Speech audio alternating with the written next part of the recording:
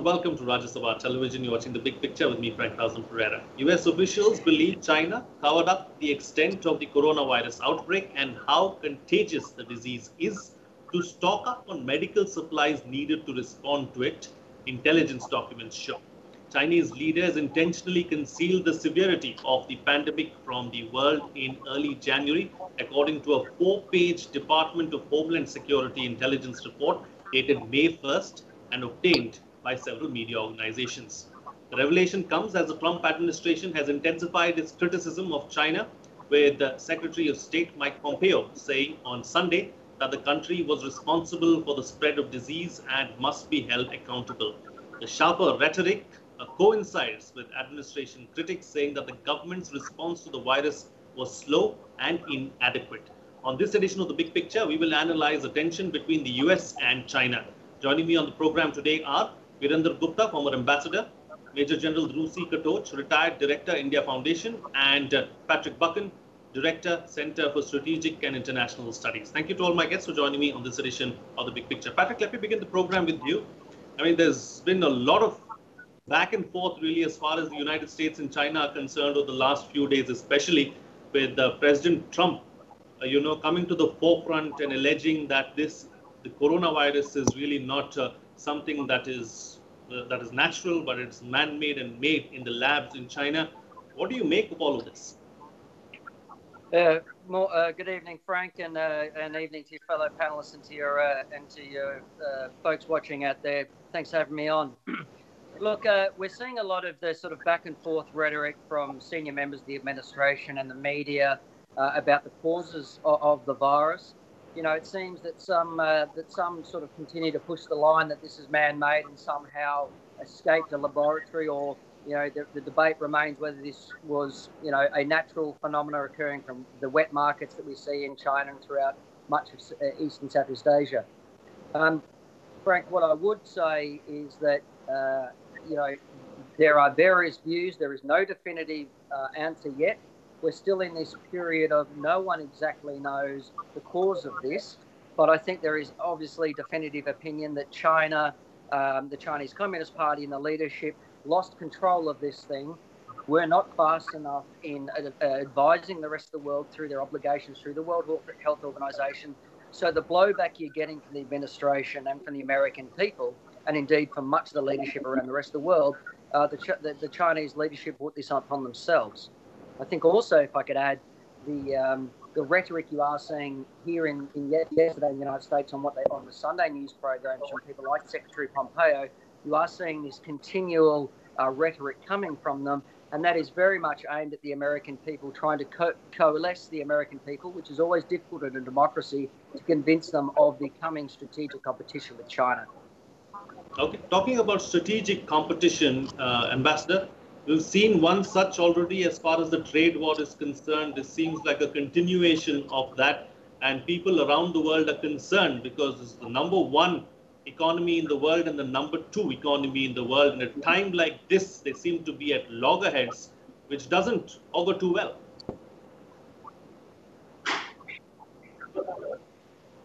Well, we have to see it in the context of an underlying strategic, not just rivalry. And in difficult times like natural that rivalry gets exacerbated. And there is obviously a whole lot of rhetoric. As you said in your opening remarks, American leadership is also under pressure because things have not gone completely all right in America. America has emerged as one of the largest affected countries. Now, a lot of charges have been traded, and those will need to be investigated and examined, I think, in all frankness. But the fact of the matter is that there are a lot of questions raised by what the China did in the initial period. And I think coupled with that, there is a frustration that willy-nilly the world allowed China to become manufacturing hub. And I think now they realize that it was a mistake. When they say that they would like to diversify their sources of supply and move their manufacturing out of China. A lot of Chinese scholars and the China rhetoric. But if you look at it from American perspective, from Indian perspective, from the perspective of a whole lot of Western European countries, more seriously, the question is that there is need to very seriously have their manufacturing base, put in China, and then they will have difficulty. Okay, points taken. All right, General, let me take what the two panelists have set forward with you now.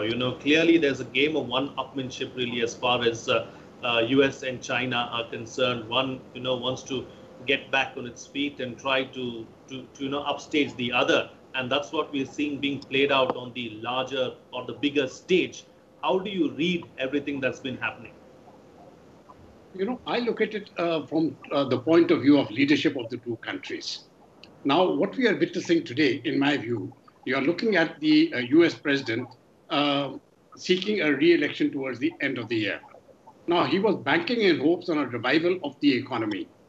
And come the pandemic and the coronavirus, the COVID-19, and those hopes of the revival of the US economy, which was supposed to be his plank for winning the elections, that is over now. So obviously now the blame game has to start.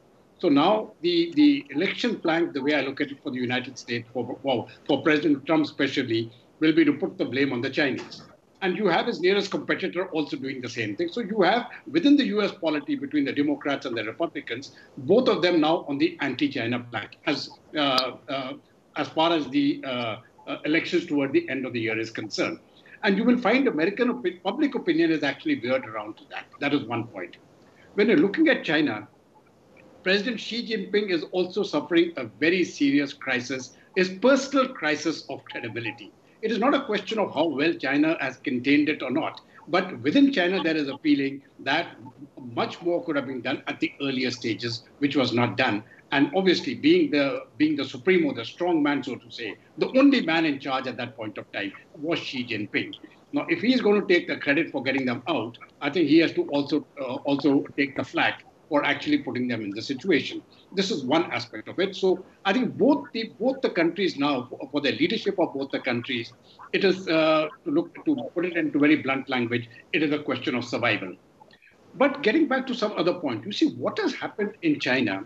What has happened in Wuhan, we don't know whether it was laboratory generated, whether it slipped out accidentally, or whether it actually came from a bat. The evidence is out in the open, but the problem still remains. We knew in December there is a problem. China did not take action. We knew in January there was a problem. Not only China, the World Health Organization, I think behaved in a manner which is absolutely outrageous. They should have declared a pandemic then. They did not do so. Had they done so, 90% of the problem which we are facing today would not have occurred. So I think we are looking at various players trying to cover their own backyard to say, okay, this is what happened to us. Now we won't let it go further. But I think it's a very serious situation because ultimately, it doesn't matter how we get out of it. The facts are very clear. One, the US economy is down. The European economy is down. The Chinese economy for this year is down. As far as India is concerned, we are down to practically 1% or 0%. Right? And this situation is going to continue. So how the economies are going to revive this particular phase is not going to take place in 2020. The revival is going to come in 2021. And till such time as the revival comes, I think this rivalry between the United States and China is only going to exacerbate. The Chinese actions have not been very open. You see, let us take it from the American point of view. They made mistakes, yes. But we know they've made mistakes. You see, they're out in the open. It's an open society. So if President Trump has made a mistake. Boil down to the elections later this year. I mean, that's what is being played out. There are several critics within the United States coming out and saying that, the government has not done well domestically, so they are trying to deflect now by bringing China into the picture. Yeah, Frank, I heard the general comments, and I certainly agree to an extent. But I think that it's important for folks around the world and in India and your viewers to understand that there is a absolute emerging consensus here in the United States, both among on Capitol Hill, a bipartisan consensus within the national security bureaucracy, within the business community, and most importantly, within the American people. This has taken 5 or 10 years to get these disparate groups together to get a consensus that China is a threat to the United States, its values and its interests. Very important to remember that at the heart of American foreign policy is this constant clash between values and interests, which what makes the United States so unique as a great power. There is no doubt, as the General said, that China will be a political football in the election coming up. It already is. Much like Russia became in 2016, you'll see that with China now. But I would not agree that this is some sort of political football that is convenient for both sides without due justification. The General alluded to this very well. China created this mess for themselves. They exported it to the rest of the world. I think I've made this point on your show before, Frank. Once in 100 years, the torch of global leadership is presented from an emerging power, from the existing hegemon. China, I think, had an opportunity about 2 months ago to put their hands on the flame on the torch of global leadership, as the United States entered this in a very bad way, and they failed catastrophically to take that opportunity. They failed in the court of public opinion, and I think increasingly, we're not seeing it yet, but I think increasingly within China, you'll see discontent about the way the leadership of Xi and their failure to not only manage the situation in China, but the disastrous image China now has in the rest of the world. And I think, so back to your question on the November elections, yes, China will play a part, but it is not an unfounded part. They've created this mess absolutely for themselves. And I have a lead-up question for you. Of course, it's a big deal as far as the political class in the United States is concerned. But as far as the people of the United States, is China really getting the kind of mileage or the kind of traction that the political class is expecting to see? Frank, that's a good question. One of the interesting things you've seen over the last decade or so, I've spoken about this emerging consensus in Washington between the national security bureaucracy and Capitol Hill, and indeed the White House itself. I think probably over the last 5 years, you've seen a Washington consensus that China is a long-term threat to the United States and indeed to the world order. One of the issues, though, Frank, is the business community obviously has a deep level of interest economically in China, but most importantly, it's the American people. Poll after poll over the last 15 years has indicated the American people weren't as concerned, if you will, as Washington was on the threat that China poses. However, in the last 6 months, we've seen consistent polling now, which has the latest poll from the Pew Research Center we saw was disapproval of China at 66% among the American people. And I would note, importantly, this poll was taken this was taken in mid-March, so about 6 to 8 weeks ago now, before the level of the pandemic was fully being felt here in the United States. Poll after poll has seen over the last 15 years, those over the age of 55 in the United States have increasingly become concerned about China, but it's the younger generation that has not. What has been most interesting about the latest polling is across all ages, all demographics and all education levels, we're now seeing that China's disapproval ratings skyrocket. Okay. All right, Ambassador, let me bring you in now. So, China has rubbished all these allegations that the United States has made. It has rubbished what the world has been saying as well as far as China is concerned. Where does this leave the political establishment in China? And like many reports, many experts have already suggested that China or Xi Jinping is in a tough spot at the moment. How do you see things panning out? Well, he's certainly in a tough spot, but how do you calibrate it? Because Chinese political system being what it is, the tough public opinion not uh, he can somehow hold on to. I think what is discussing a little bit earlier. I think in the public opinion in America, at the moment, it seems to me, and from various other reports that I've been getting, is quite enraged about China. Most people seem to think that the that America is facing, firstly, virus originated in China.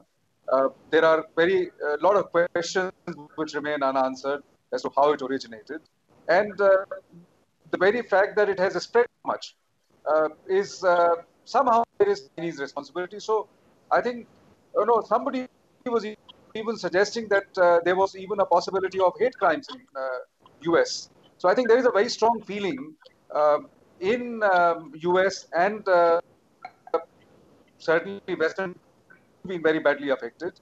Uh, and there is an underlying context of the Chinese behavior. If you look, the geopolitical situation, dynamics keeps on changing, evolving, and it's very natural. We've known it for some time that China is quickly emerging as the second power. But I think in the last few years, Chinese have been acting in a very, very aggressive manner. They have acted in an aggressive manner, not just with America, but with a lot of their neighbors. Look at what they've done to China Sea. Look at how Chinese have behaved with India. So I think one has to be very concerned about how Chinese have gone about asserting themselves as if they're lost. Okay. All right. So let me take the discussion forward now with the general. Then, General, as far as this particular issue is concerned between the United States and China, it's not just limited to this coronavirus pandemic or COVID-19. Recently, we saw a couple of U.S. naval ships trying to ascertain their power in the South China Sea, headed towards Spratly Islands, and so on and so forth. So clearly, it's not just being limited to political decisions; it's spreading to other strategic and other important issues as well. Yeah, Frank, you're right. You see, there are two flashpoints which I personally see, military flashpoints as we can call them. One is Taiwan, and the second is the Straits of Hormuz and what can happen in the Gulf. I want to talk about Taiwan first. You see, in the last 2 to 3 months, China has conducted two exercises there. One, they took their ships and they circled that area, and then they sent their fighter aircraft. Now, they crossed the lines, those undemarcated lines, but they crossed the lines and it was deliberate. It was a deliberate provocation which was done by Beijing simply to pressurize Taiwan.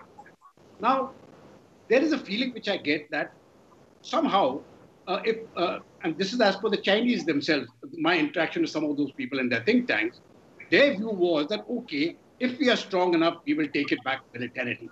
That means the Chinese have never ruled out a military option for taking back Taiwan. And I think that spells very, very great danger as far as this particular area is concerned. Because should China use force, I do not think anybody can allow them to go unchallenged. That is point one. So that is a very major flashpoint. Now, will China go on that path? I really don't know. I hope they do not, because Taiwan certainly doesn't want a merger.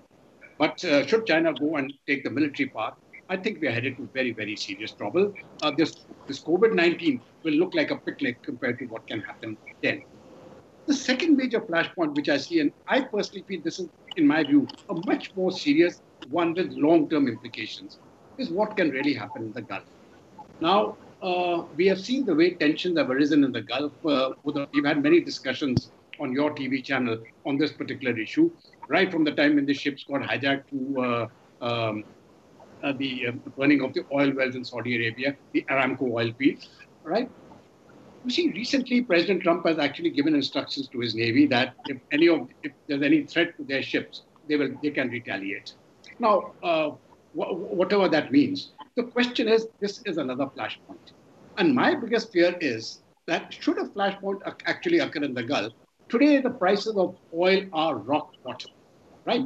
They have actually come down to half of what they were last year. They may even dip further. We are looking at $20 to $30. I think they were running between $20 and $30. I'm not aware of the exact price now, but they're running well below $30 a barrel today of Brent crude. Now, what happens actually if a crisis blows up here and the Strait of Hormuz gets blocked? Now, what happens is that the entire shipment of oil stops. And the people who are going to be affected is not Russia and it is not the United States. The United States have got adequate energy resources. Russia has got adequate energy resources. The people who are going to be affected is really, to start, China is going to be affected, Japan, ASEAN, and India. We are the chaps who are going to be hit very, very badly. And I think this spells a larger danger for the region, what happens in the Gulf.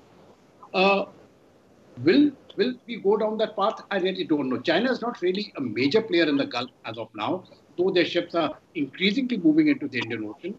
As of now, Chinese concern is really on the Nine-Dash Line, and their focus is in the South China Sea. But they're also actually moving gradually into the Indian Ocean region.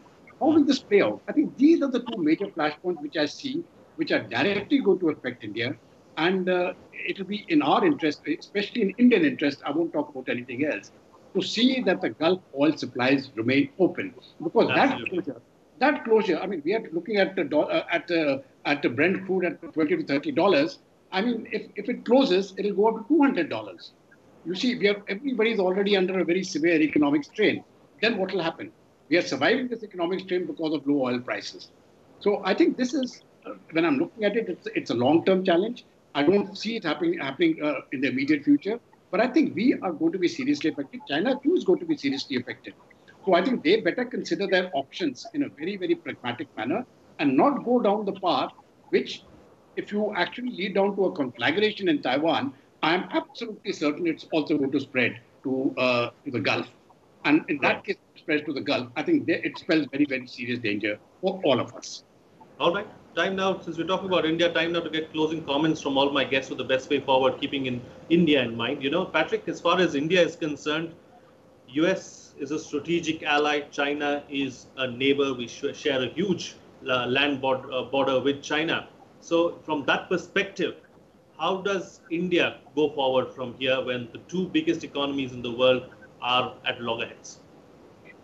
Frank, I think you've described the issue for most of the countries in the region, haven't you? This conundrum between the big security partner and the big trading partner. I think what makes India so unique is two issues. One is India's commitment to its non-aligned movement. I think that is changing, and I've spoken about that on your program before. I think that generational shift is happening. So that's point one I would make. Point two, India shares a land border with China. It is an inescapable strategic fact. That is very much understood here in Washington. But do not expect that Washington will not continue to seek very strongly a strategic and deeper partnership with our friends in India, much along the same lines as the relationships with countries like Japan and Australia. We've spoken about the quadrilateral security dialogue. Expect that to be seen as a venue from Washington to continue to engage India both bilaterally, trilaterally, and quadrilaterally with the Australians as well. Things like the Malabar Naval Exercise Series. You'll see the United States continuing to push that. And I believe to expand that to include countries like Australia, which I know has not been heavily involved in the Malabar naval exercises, and I'm sure the General can speak to far more depth on that than I can. From India's perspective, India will continue to face a major strategic choice that is coming down the path faster than perhaps the senior people in New Delhi wish, and that is ultimately a choice, a security choice between Beijing and Washington. As blunt as that sounds, unfortunately, I think we are seeing the world continue down this bipolar path, to use a Cold War analogy, and I don't believe that's going away anytime soon. Right. General? Yeah, I think I'm with Patrick on this, and when he spoke about the Quad, I'm totally in agreement with that. I think the Quad is one place where we need to strengthen the relationship much further. There has been hesitation, yes. But point which I've always made, especially in your channel, is while there has been hesitation, the structures are actually in place. And if the structure is in place, to ramp it up will really not take too much time. I think this is one thing because when we are looking at our strategic interests, they all converge as far as the Indo-Pacific is concerned. We are talking about what the Prime Minister specifically called time and again, free and open passage. And we have to ensure that free and open passage. This is what the Americans say. This is what we say. This is what everybody in the rim countries say. And we don't want anybody trying to disrupt that particular passage, right? So I think we've got to get on. And in my personal view, I think the Quad needs to be strengthened. We need to ramp up the Quad to a much, much higher level. And that really will be the way of the future. Okay, all right. And Ambassador, close the show for us with your concluding remarks. Well, I think it's very important in so as the evolution of strategic dynamics. And I think broadly it will help India. Some Chinese experts suggest mark the demise of America as the most important superpower, and that we are now going to witness a China-dominated world. I think that is rather premature. I don't think that is going to happen. On the other hand, in fact, China is going to feel greatly cornered. And once it is cornered and the entire spectrum of world powers join up against China, which seems to be happening, I think China will certainly have to face adverse consequences. In economic terms, India will also benefit greatly because some of the manufacturing is bound to move out of China and go to other countries. India is well placed to absorb some of the manufacturing which moves out of China. So I think the way I look at it, India will benefit both in strategic political terms as well as in economic terms from this crisis. Okay, all right. On that note, then we'll call it a wrap on this edition of The Big Picture. Thank you to all my guests for joining me on the program and putting things into perspective for us. That's it from me. See you again next time.